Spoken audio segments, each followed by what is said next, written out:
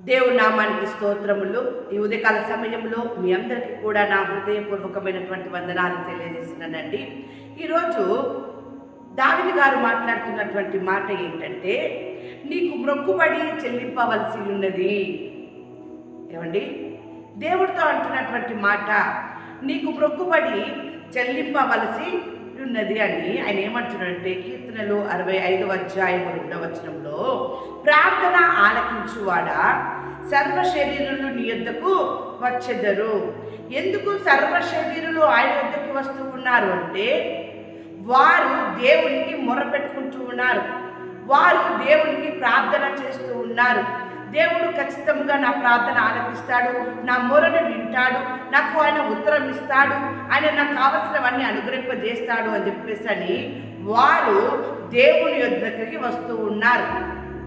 దేవుని బిడ్డలారా, దేవుడు ఒక మాట సెలవిచ్చి ఉన్నాడు కదా, అడుగుడి మీకు ఇయ్యబడును అని చెప్పేసి దేవుని అడగడం అంటే ప్రార్థన చేయడం. నీకున్న సమస్యల నుంచి, నీకున్న ఇబ్బందుల నుంచి, నీకున్న ఇరుకుల నుంచి, నీకున్నటువంటి ప్రతి ప్రాబ్లం నుంచి నువ్వు ఎప్పుడైతే దేవునికి ప్రార్థన చేస్తావో ఆ ప్రార్థనకి దేవుడు నీకు జవాబిస్తూ ఉన్నాడు. నువ్వు ప్రార్థన చేసినప్పుడు, దేవుడు నీకు మేలు చేసినప్పుడు ఆయనకి నీవు మొక్కుబడి చెల్లింపవలసి ఉన్నది.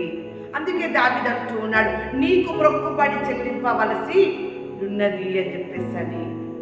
అందుకే ప్రార్థన ఆలకించువాడు గనక, నీ ప్రార్థన ఆలకించి నీకు మేలు చేయువాడు గనక సర్వ శరీరులు కూడా ఆయన యొద్దకి వస్తూ ఉన్నారు. దేవుని బిడ్డలారా, ఎంత గొప్ప మాట, ఎంత చక్కని మాట మన దేవుడికి ఆయన మాట్లాడుతూ ఉన్నాడు. ప్రార్థన ఆలకించువాడా. దేవుని బిడ్డలారా, ఆయన సర్వ శరీరులకి దేవుడు గనుకనే సర్వ శరీరులు కూడా ఆయన యొద్దకు వస్తూ ఉన్నారు.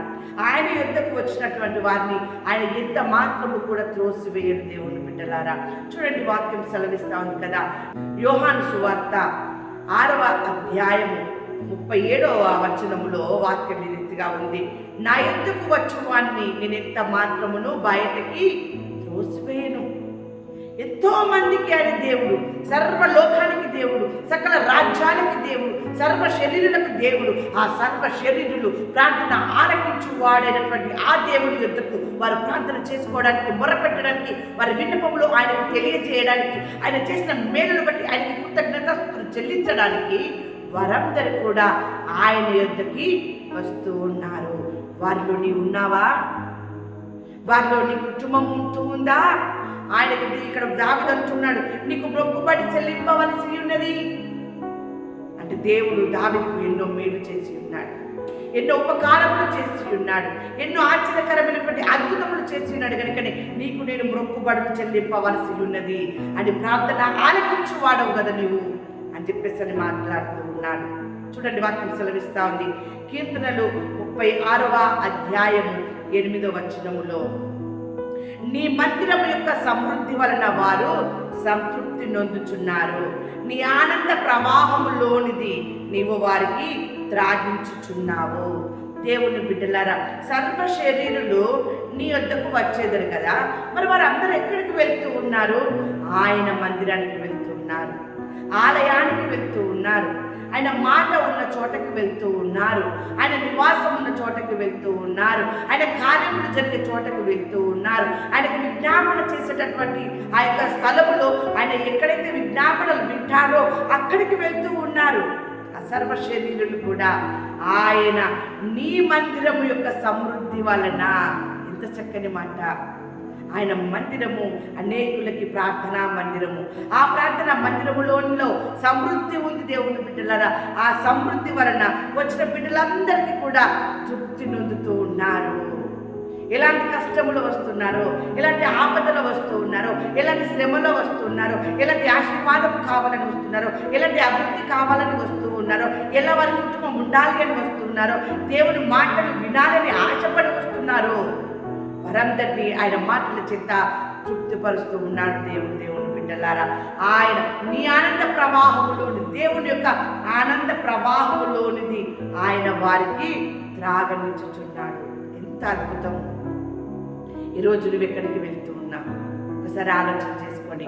నీ ఆలోచన ఒకవేళ దేవుని మందిరానికి వెళ్ళేటటువంటి ఆలోచనగా నీ ఆలోచన లేకుంటే అది మార్చుకో. సర్వ శరీరులు కూడా ఆయన యుద్ధకు వెళ్తూ ఉన్నారు.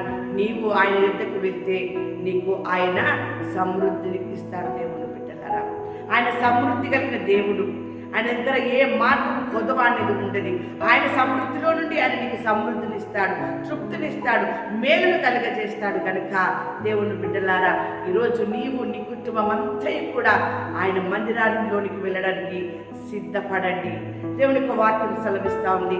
కీర్తనలు 65వ అధ్యాయం 4వ వచనములో, నీ ఆవరణములలో నివసించినట్లు నీవు ఏర్పరచుకొని చేర్చుకొని వాడు ధన్యుడు.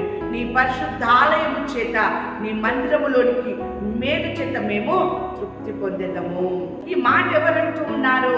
సర్వ శరీరులు అంటూ ఉన్నారు. దేవుని బిడ్డలారా, ఈ సర్వ శరీరులు కూడా ఆయన యుద్ధకు వస్తున్నారు. ఆయన యుద్ధకు వచ్చిన వారిని ఆయన త్రోసివేయడు. కానీ దేవుని బిడ్డలారా, ఆయన దగ్గర ఉన్నటువంటి సమృద్ధి వలన వారు సంతృప్తి పొందుచున్నారు.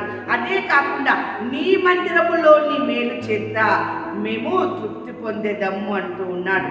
నీవు మందిరానికి వెళ్ళినట్లయితే ఆయన త్రోసివేయడు. ఆయన సమృద్ధిలో నుండి నీకు సంతృప్తిని కలగజేస్తూ ఉన్నాడు.